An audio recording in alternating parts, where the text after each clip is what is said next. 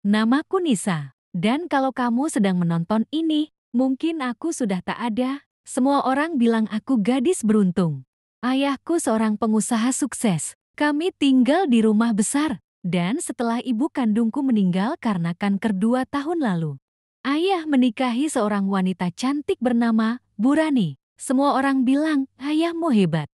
Bisa temukan wanita sesabar dan setulus itu. Tapi tidak ada yang tahu apa yang sebenarnya terjadi saat ayah tak ada di rumah. Di depan ayah, Burani seperti malaikat. Dia menyuapi ayah saat sakit, merapikan dasinya setiap pagi, dan menyapa aku dengan senyum yang hangat. Sayang, kamu sudah sarapan? Begitu katanya. Setiap pagi, saat ayah sarapan bersama kami, Burani akan bercerita, tadi malam Nisa mimpi buruk, Pak, jadi saya temani dia tidur. Padahal malam itu, aku dikunci di gudang, dingin hanya karena lupa mencuci gelas. Aku pikir, mungkin aku hanya belum terbiasa. Tapi ternyata, ini bukan ketidakcocokan, ini perlakuan sistematis yang penuh kebencian. Saat ayah pergi kerja, semuanya berubah. Suara lembut itu lenyap. Tatapan sayang berubah jadi sinis. Cepat bersihkan rumah ini sebelum aku datang lagi.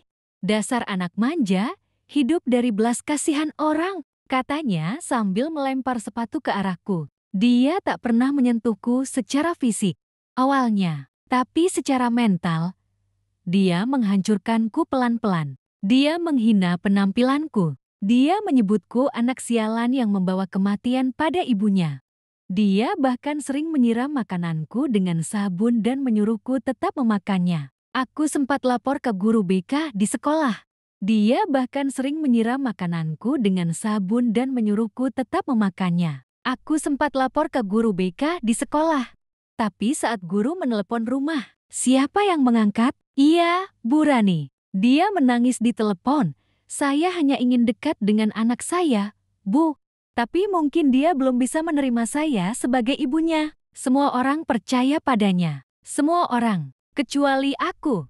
Beberapa bulan kemudian, tubuhku mulai melemah. Aku sering muntah, pingsan, dan demam tinggi. Burani selalu menolak membawaku ke rumah sakit. Itu cuma alasan kamu biar bisa bolos sekolah. Mau manja terus sampai kapan? Katanya. Suatu hari aku diam-diam membaca label di botol kecil yang dia masukkan ke makananku. Aku tak mengenalnya, tapi baunya tajam dan pahit. Saat aku tanya, dia tertawa. Kalau kamu mati, aku nggak akan dihukum, karena kamu memang anak sakit-sakitan dari dulu. Semua orang tahu itu. Malamnya aku beranikan diri bilang ke ayah, tapi kamu tahu apa yang terjadi? Ayah tertawa kecil dan berkata, Nisa, kamu jangan iri dong. Ibu kamu itu sayang banget sama kamu. Kamu terlalu banyak baca cerita horor. Ya, saat itu aku tahu, aku sendirian. Suatu malam, aku mendengar suara dari kamar Burani. Dia menelepon seseorang. Aku dengar dengan jelas, anak itu tinggal beberapa minggu lagi. Gak usah khawatir, kalau dia mati, aku akan mewarisi semuanya. Rumah, bisnis, dan suaminya. Tubuhku semakin melemah.